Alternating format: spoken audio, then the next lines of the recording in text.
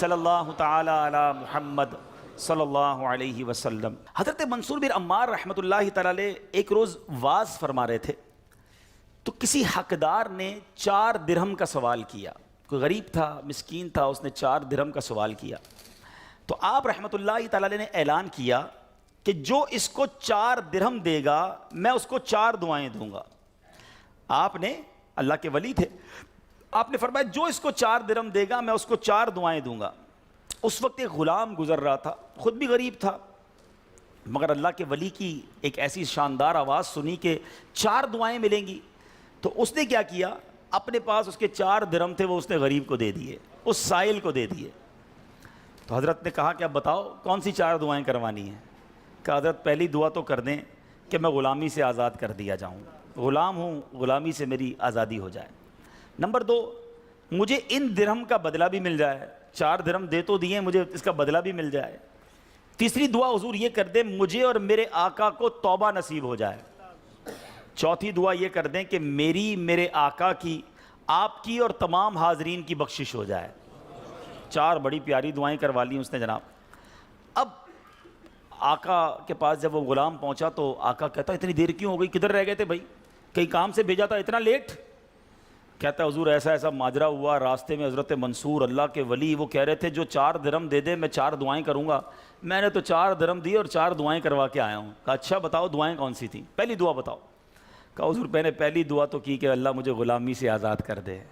آقا کہتا ہے جا تو غلامی سے آزاد ہے۔ پہلی دعا فوراً قبول ہو گئی نا، پہلے آقا کو دعا سنائی، آقا کہتا ہے جا تو غلامی سے آزاد۔ کہا بتا دوسری دعا کون سی کروا کے آیا؟ کہا حضور دوسری دعا میں نے یہ کی کہ جو 4 درہم میں نے دیے ہیں مجھے اس کا بدلہ مل جائے۔ غریب آدمی تھا ظاہر ہے، تو آقا نے کہا کہ میں نے تجھے 4 درہم کے بدلے 4000 درہم دیے۔ ارے بھائی واہ بھائی، تیسری دعا بتا کون سی کروا کے آیا؟ کہا حضور تیسری دعا میں نے کی کہ مجھے اور میرے آقا کو گناہوں سے توبہ کی توفیق نصیب ہو۔ یہ سنتے ہی آقا واقعی آقا تھا، اس کی زبان پر استغفار جاری ہو گیا، کہنے لگا یا اللہ میں اپنے پچھلے سارے گناہوں سے توبہ کرتا ہوں۔ کہا بتا چوتھی دعا کیا کروائی تھی؟ کہا حضور چوتھی دعا یہ تھی کہ آپ کی یعنی میرے آقا کی، میری اور تمام حاضرین اجتماع کی مغفرت ہو جائے۔ یہ سن کر آقا نے کہا 3 باتیں تو میرے اختیار میں تھیں وہ میں نے کر لی، چوتھی میرے ہاتھ میں نہیں ہے، مغفرت کرنا تو اللہ کا کام ہے نا۔ اسی رات آقا نے خواب میں کسی کہنے والے کو سنا کہ جو تمہارے اختیار میں تھا وہ تم نے کر دیا، اور میں ارحم الراحمین ہوں، میں نے تمہیں، تمہارے غلام کو، منصور بن عمار کو اور تمام حاضرین کو بخش دیا ہے۔ کیا بات ہے، کیا بات ہے، سبحان اللہ ہیں۔ یہ میرے میٹھے اسلامی بھائیوں یہ واقعہ جو ہے یہ کتنی زبردست موٹیویشن ہے کہ ہمیں نہیں پتا ہوتا، کسی غریب کی مدد کر کے، کسی محتاج کی مدد کر کے، کسی پریشان حال بندے کی مدد کر کے ہم کبھی کبھی ایسی دعا لے لیتے ہیں کہ ہمیں اندازہ بھی نہیں ہوتا، اور وہ ایسی دعا دے دیتا ہے کہ بگڑی بن جاتی ہے، مشکلیں ٹل جاتی ہیں۔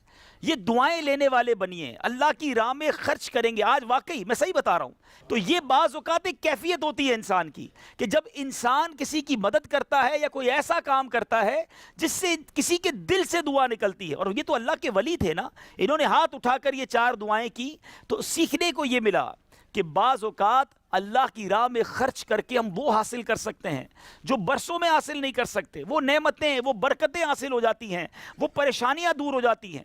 کیونکہ روایتوں کا مضمون ہے کہ صدقہ بیماریوں کو ٹالتا ہے، صدقہ برائی کے 70 دروازے کو بند کرتا ہے، صدقہ بلا کو نیچے نہیں اترنے دیتا۔ ایک بڑی بات یاد رکھیے گا، ہمیں نہیں پتا ہوتا، ہم صبح اٹھتے ہیں مثال کے طور پہ اور کوئی بلا آنے والی ہوتی ہے، حدیثوں کا مضمون ہے جب انسان صدقہ دیتا ہے نا تو بلا اوپر سے اترتی ہے، صدقہ جا کے اسے روک لیتا ہے، انٹرسیپٹ کرتا ہے، اور یہ لڑائی جاری رہتی ہے، صدقہ بندے پر بلا اترنے نہیں دیتا۔ اب بعض اوقات کیا ہوتا ہے، کئی لوگ ہوں گے جو بیانات بھی سنتے ہیں، کتابوں میں بھی پڑھتے ہیں کہ اللہ کی راہ میں 1 خرچ کرو 10 ملتا ہے۔ اب وہ ہو سکتا ہے مسجد میں ڈبے میں 100 روپے ڈالیں اور شام دکان پہ انتظار کر رہے ہوں کہ ابھی تک 1000 روپے بنے نہیں ہیں۔ مولانا صاحب نے تو کہا تھا 1 کا 10 ہو جائے گا، کسی فقیر کو 10 روپے دیے انتظار کر رہے ہیں، 100 روپے کہاں ہے بھائی، ملٹی پلائی بائی 10 ہو کے ملنا چاہیے تھا۔ تو ہم صرف مالی فائدہ سوچ رہے ہیں۔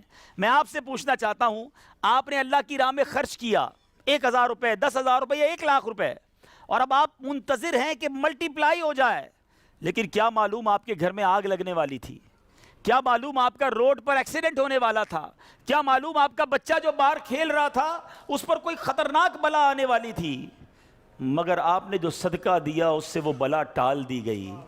مجھے بتاؤ وہ 1000 کا 10,000 ہونا اچھا تھا یا ہم پر اتنی بڑی بلا کا ٹلنا اچھا تھا؟ تو ہمیشہ اللہ کی راہ میں صدقہ دیجئے، آپ یقین کریں آپ خوشحال ہو جائیں گے۔ یا ایھا الذین آمنوا لا تبطلوا صدقاتکم بالمن والاذی، اے ایمان والو اپنے صدقے ضائع نہ کرو احسان جتا کر، تکلیف پہنچا کر۔ تو کچھ لوگ صدقہ دیتے بھی ہیں، مدد کرتے بھی ہیں، پھر ساری زندگی جتا رہے ہوتے ہیں، تو یہ بربادی ہے، یہ نہ کریں۔ بس اللہ کے لیے، اللہ کی رضا کے لیے آپ خرچ کریں اور پھر دیکھیں اس کی برکتیں کیسے ملتی ہیں۔ قرآن میں اللہ تبارک و تعالیٰ اپنی راہ میں خرچ کرنے والوں کو کیسا مژدہ سناتا ہے، کیسی خوشخبری ہے، کیسا فرمان ہے۔ اللہ فرماتا ہے ان المصدقین والمصدقات واقرضوا اللہ قرضا حسنا یضاعف لهم ولهم اجر کریم، بے شک صدقہ دینے والے مرد اور صدقہ دینے والی عورتیں اور وہ جنہوں نے اللہ کو اچھا قرض دیا ان کے دونے ہیں اور ان کے لیے عزت کا ثواب ہے۔ قرآن میں گویا وعدہ فرما لیا ہے کہ تم جو میری راہ میں خرچ کرتے ہو یہ اللہ کو قرض دینا ہے، یہ تمہیں واپس ملے گا، یہ لوٹایا جائے گا اور زیادہ دیا جائے گا۔ تو ہمیں اللہ کی راہ میں خرچ کرتے وقت یہ ذہن رکھنا چاہیے۔ سبحان اللہ، ذرا سمجھیے گا، ایک بار حضرت عائشہ صدیقہ رضی اللہ تعالی عنہا سے مروی ہے کہ اہل بیت نے، نبی پاک کے گھر والوں نے ایک بکری ذبح کی اور پیارے آقا علیہ الصلوۃ والسلام تشریف لائے، بکری ذبح کی اور انہوں نے کچھ تقسیم بھی کر دی۔ حدیث کا مضمون ہے، نبی پاک آئے اور ارشاد فرمایا کہ اے عائشہ کیا بچا ہے؟ بکری کو کاٹا تھا، تقسیم کی، کیا بچا ہے؟ عرض کی گئی کہ حضور کاندھے کے سوا کچھ نہیں بچا ہے، کاندھے کا گوشت بچا لیا گیا ہوگا، باقی بانٹ دیا۔ نبی پاک نے ایک جملے میں ساری بات سمجھا دی، اگر آپ سمجھ جائیں۔ آقا نے فرمایا عائشہ کاندھے کے سوا سب بچ گیا ہے۔ بات آ رہی ہے سمجھ میں؟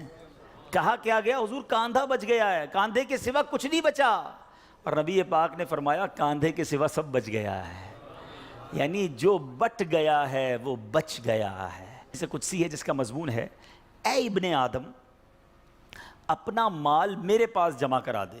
اللہ فرماتا ہے اے ابن آدم اپنا مال میرے پاس جمع کرا دے، نہ جلے گا، نہ ڈوبے گا، نہ کم ہوگا، میں تجھے اس دن لوٹاؤں گا جس دن تجھے ایک ایک نیکی کی ضرورت ہوگی۔ ہم دیکھیں دنیا میں ہیں، ٹھیک ہے، ہم نے بہت سارے ایسے جنازے پڑھے ہیں، ایسے سویم میں بھی گئے ہیں، 40ویں میں بھی گئے ہیں، اور جا کے ہم نے مرحوم کے بچوں کو کہا ہے کہ دیکھیں آپ کے ابو جان چلے گئے دنیا سے، کروڑوں روپے چھوڑ کر گئے ہیں، آپ کے ابو نے کتنا کیا آپ کے لیے، اب آپ اپنے ابو کے لیے کچھ کیجئے، کوئی مسجد بنائیے، کوئی مدرسہ بنائیے، کوئی کنواں کھدوائیے، اپنے والد کو ثواب پہنچائیے۔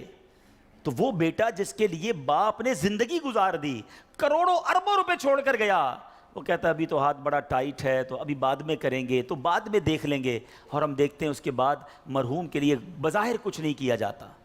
تو آج مجھے اور آپ کو اپنی فکر خود کرنی ہے۔ اگر آپ نے پیسے کمائے ہیں نا، آپ نے مکان بنائے ہیں، آپ نے جائیدادیں بنائی ہیں، تو اپنی فکر خود کیجئے۔ اس کے دو طریقے ہیں، ایک طریقہ اپنی زندگی میں ہی انہوں نے ماشاءاللہ یہ مسجد بنا دی، مدرسہ بنا دیا، بہت اچھی بات ہے، یا تو یہ کر لیں، اور اگر یہ نہیں کر پا رہے تو دوسرا طریقہ بتاتا ہوں جو بڑا آسان ہے، وہ یہ ہے کہ انسان کو شریعت نے یہ اختیار دیا ہے کہ آپ اپنی وصیت کر جائیں، اور وصیت میں 30% آپ وصیت کر سکتے ہیں کہ آپ کے چھوڑے گئے مال میں سے 30% کسی نیکی کے کام میں خرچ کر دیا جائے، آپ کے لیے صدقہ جاریہ کے لیے خرچ کر دیا جائے۔ بھائیوں والا مشورہ ہے، آپ عمل کریں نہ کریں، کہ اگر زندگی میں یہ وصیت کر دیں کہ میرے مرنے کے بعد جو بھی میرا مال بچے گا اس میں سے 30% جو ہے وہ دعوت اسلامی کو یہ کہہ کر دیا جائے کہ میرے لیے صدقہ جاریہ کے لیے مسجد، مدرسہ، جامعہ، کوئی ایسا کام کر دو کہ قیامت تک مجھے ثواب ملتا رہے۔